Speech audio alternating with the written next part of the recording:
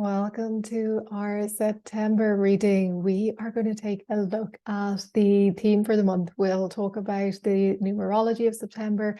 We'll take a look at the astrology and key dates coming up. We'll also look at angel cards and their messages for the month. So we'll get started with the theme. So I was tuning in, and the theme that was coming up was the power of now. So what I was tuning into was that, yes, we will be moving through various astrological events, various spiritual events, various things going on with our personal energy, which I'm going to be discussing. But, and of course, these events will have an impact on our energy, and we will be working with the energy of these events. But we're also being reminded of the power of the present moment. We are really encouraged to tune into being in the now moment, remembering that the past and the future don't exist except in our imagination, and that all that really exists is now. And if you have any doubts that the past and the future don't exist, you can simply ask yourself if you can physically enter into the past or into the future, if you can step into it now. And of course, you can't do that. So you can't be anywhere but here. And you can only enter into the past and the future through your imagination. So if that's the case, then you can control the past and the future through what you imagine it to be. So your present thoughts, your present feelings, your present words and actions determine what you encounter in the future, which is, of course, the series of ongoing now moments, the eternal now. So most of us live from a very limited perspective, where we have this view of a limited linear time frame where we're moving along this timeline. And that's not how it works at all. It's this linear timeline is just a fallacy. So it may seem as if you're moving along the linear timeline simply because that's what you believe to be true. So if I give you an example, imagine that you have just landed in your body, in this earth, in this space and time, and you have no idea of your past, you have no notion of your future, you have nothing but your present awareness to go by. So there is no regret, because there's nothing to regret. There is no disappointment, there's no anxiety, there's no trepidation, there's no fear. All that you have is here and now. You are just here right now. And if you think about it, how would it feel to be released from your past, to be released from your expected future? How would that feel? It would feel really freeing, wouldn't it? It would feel so freeing just to be completely present now, without any past regrets, without any future trepidation. And when you let go of your imagined past and let go of your imagined future, you are free to fully experience and enjoy life right now as it is in this moment. And what you might find is actually this moment is quite good. And I encourage you to try it. I encourage you to, just for a minute, let go of any thoughts about your past, let go of any thoughts about your future, and just be here now. And if your mind wanders, just keep bringing yourself back to now, now, now. And you don't need to do this with your eyes closed. You can do this with your eyes open. And when you look about you, everything you're experiencing is new now. The flowers, the trees, the environment you're in, everything is new to you. So of course you're going to be curious, you're going to be wondrous, you're going to be in awe of the beauty around you. So really try that and see what it feels like just to be in that space of clarity, of wonder, of curiosity, of awe. And you may notice that you start to feel exhilarated, excited by life. You start to feel renewed, refreshed, and there really is no limit. So that's the theme that's coming up, the eternal now, the power of now, the power of this moment. And I hope that you will keep returning to that during the month of September. It'll be a really powerful practice for you. And looking at the numerology for the month, September is a 9-month, and 9 is all about completion. And I like how this links in with the theme for the month. So 9 is the last of the single digit numbers, so it represents completion. And I'd encourage you to be open to releasing anything that no longer serves you and opening up to the new. So you can put your past in completion. You can even put your future in completion and just be present here and now. And when I say put your future in completion, that means that you don't even think about it, you are just fully present. Now, it's not to say you can never think about it. Of course, you can plan, you can have goals, you can have aspirations. What I mean more so is not to hold fears and trepidation and anxieties about some future event that you've conjured in your mind that may never happen. So 9 is all about completion and really links in with this, and I'll be talking more about it in a moment. The astrology for the month, I'll go over the key dates and then I'll explain a bit more about what they mean. So on the 1st to the 15th, we have Mercury retrograde. Then on the 9th, we have 9-9 gateway. On the 15th, we have the new moon in Virgo. And on the 23rd, we have Libra season beginning and the equinox. And then on the 29th, we have the full moon in Aries. So let's start with Mercury retrograde. So for the first couple of weeks of the month, we have Mercury in retrograde. Actually, a number of planets are going to be in retrograde. So there'll be a lot of retrograde energy coming up. But Mercury is all about communication. And I always talk about Mercury retrograde being an opportunity for inner communication, to bring that communication inwards and to be in that introspective energy, and use it for contemplation, use it for tuning into your intuition, use it to tune into your inner guidance, and really use that Mercury retrograde energy to your advantage. And then on the 9th, we have the 9-9 gateway. So as 9 is all about completion, and on the 9th of the 9th, we have something that may be coming to completion. It may be a phase of your life that's coming to completion. It may be something ending that's allowing for the new to begin. So be aware on the 9th of your soul callings. Be aware that you may be stepping into a new phase of your soul purpose, and anything that wants to be let go, let it go. Allow it to release through ease, under grace, and in perfect ways. And then on the 15th, we have the new moon in Virgo. So new moons are all about new beginnings, and Virgo's focus will be on life purpose, career, and health mainly. The new moon in Virgo is a great time to get clarity on your life path, to fine-tune your career direction, or to optimize your health and well-being. Just be aware of the Virgo energy. Sometimes it can be a bit overly analytical, so you may find yourself up in your head. And if you do, just bringing that balance back down to your heart. And also, Virgo is an earth sign ruled by the planet Mercury. And if you remember, on the 15th, on the new moon in Virgo, we have Mercury going direct. So really positive that Mercury will be transitioning to direct with the new moon, the new phase, the new beginning. So it's a great time to balance your analytical and your intuitive sides, and also to be open to unexpected opportunities, and particularly for growth and transformation. So really positive new moon starting off the month. And then on the 23rd, we have the beginning of Libra season and also the equinox. So I'll talk about Libra season first. Libra is the sign of balance, of harmony. It's all about relationships as well, and partnerships. So it can be romantic relationships, but it doesn't have to be romantic. It can be platonic. It can be relationships within the workplace. It can be friendships. So it's all about seeking balance and fairness in these connections. So it may involve having difficult conversations.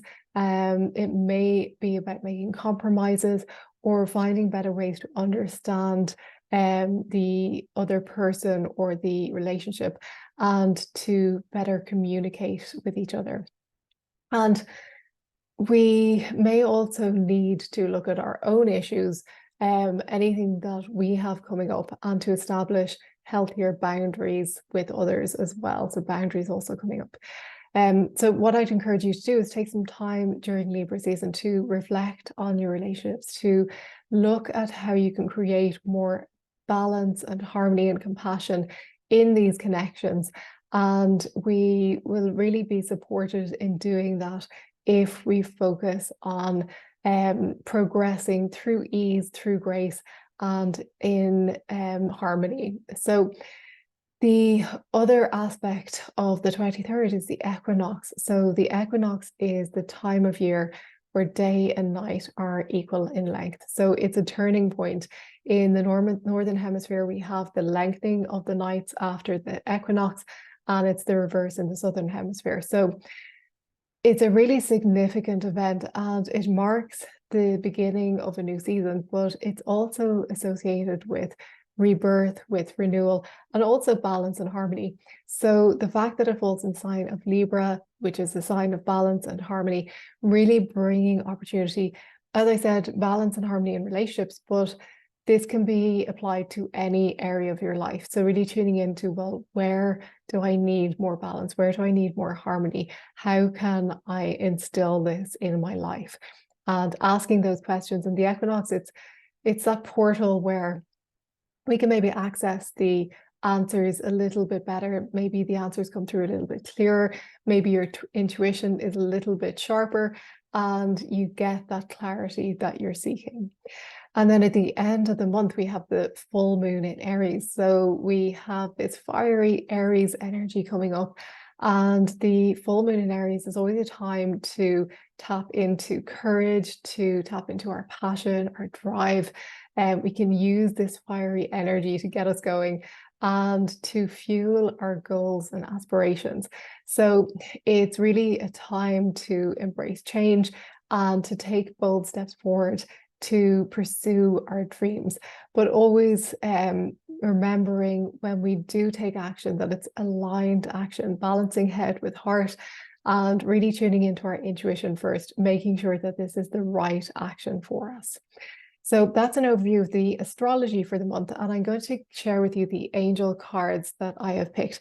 I'm using the Heart and Soul angel cards once again, and I have 4 cards that have come up this month. So the first card is from the suite of mystical animal guides, and this is the Golden Bull of Alpha and Omega. I think we had this recently enough.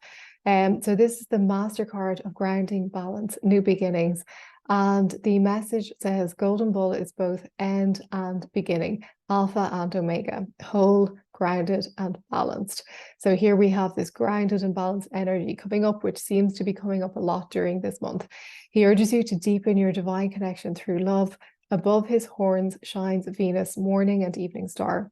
Her movement over the 8-year cycle forms a perfect pentagram in the heavens and is Earth's guiding spiritual force. Bull's horns carry the masculine regenerative light of the golden grail, holding Venus's starry radiance, a feminine energy born of love that she continually heals and returns to Bull. With love's formidable power, Bull tills the fields of heaven, ensuring order is maintained. His strength and vitality work for you too, to plow receptive light furrows in your mind. So when you receive guidance from the angels, it falls on prepared and fertile ground to bear fruit in heart and soul. So again, we have our intuition coming into play here, messages coming through from the angels, being open and receptive to receiving those messages. So the next card that came up again from the suite of mystical animal guides, and this one is the Feathered Dragon of Alchemy and Revelation. So this is the card of alchemy leading to unity consciousness. And the message is that this primeval creature of alchemy offers you self-transformation arising out of grounding and balance. I love it, grounding and balance coming up again. He reveals he can help you to achieve heart's desire if you are willing to accept his flame of orange-red primal fire. This is the fire of innovation. Breathe it into your lower self, willing it to heal and ground your energy centers before building it through your heart to manifest a dazzling golden phoenix of rebirth. Dragon's vibration is a higher form of Caduceus, unified to embody both masculine and feminine energies. His golden body links to wisdom of fire and earth, while her silvery feathers signify connection to air and angelic grace. Dragon's tail ends with crystal feathers. She guards the stargate to higher consciousness and revelation. Dragon says that with masculine gold and feminine silver balance centered in your own heart, you have the power to retrieve her ancient knowledge of spiritual alchemy. So if you're drawn to, you can work with this card during the month, calling on the feathered dragon of alchemy and revelation. And again, we were talking about opening up to your intuition. So that could be a good card to work with as well. The next card we have is from the suite of Sacred Hallows light tools. And this is the butterfly and dragonfly mandala. We've had this a few times. This is a card of psychic and spiritual development and transformation. And it's not any mystery that this has come up a number of times, being that this is the work that we're doing. So these two elemental winged creatures appear on stone glyphs dating back over 25,000 years. Both have power of air, breath of life in common, offering to help expand your inner or outer horizons. Bringing blue, violet, and mauve light vibrations, they clarify thought processes, build spiritual consciousness and awareness, and carry the opportunity of psychic development at an appropriate level. To connect with them, imagine being enveloped in their mandala of swirling light energy. So again, this theme of psychic perception, intuition, developing those insights coming up again. And there is a great opportunity to work with that card during the month if you feel called to. And then the final card that we have, again from the suite of Sacred Hallows light tools, is the Sacred Eden Tree. So this is a gorgeous card. This is the card of spiritual wisdom, oneness with the tree of life. And the message is that this is Metatron and Shekinah's Sacred Eden Tree, etheric archetype, earth/man's pure light blueprint for all life. It contains a hollow channel full of highest spiritual wisdom. You too can ignite this wisdom flame in your own soul. Think of yourself as within the sacred tree, at one with its consciousness. Allow the divine Shekinah energy to flow into your feet from earthly kingdom, and then bring the white gold energy up through your body to your heart. Magnify this with your own love. It becomes paler, and send it to Metatron at crown level. Transmute it now to white silver, bringing it back into your heart, and cause it then to flow back to Shekinah. For through the roots, it is also healing Mother Earth. So basically, this encourages us to flow energy up through our core, out through the crown and around. And you can see this here, it's going up through the core, out and around and back up again. So this is the shape of our aura. Our energy flows up through our core, out and around. Of course, we have chakras where the energy flows as well. And it's funny because I was talking about this just the other day with my members group when we had our recent live gathering, and I was talking about flowing energy and how the energy flows up and out and around. So it's really appropriate that this has come up. So if you're seeking spiritual wisdom and you want to develop that, this is the card to work with. So there we have it. So lots coming up, lots of positive energy coming up in September, lots of opportunity to tap into your intuition, to tap into your psychic powers, to really bring harmony and balance into your life. And remember the power of now. And really, when you're in the now, you are in harmony, you are in balance, because your mind, your energy isn't scattered. It is focused, it is present, and that brings harmony and balance in itself, in and of itself. So I hope this helped you. I love sharing these messages with you, and I'm so glad you're here. And I will see you for our next episode very soon. See you then. Bye-bye.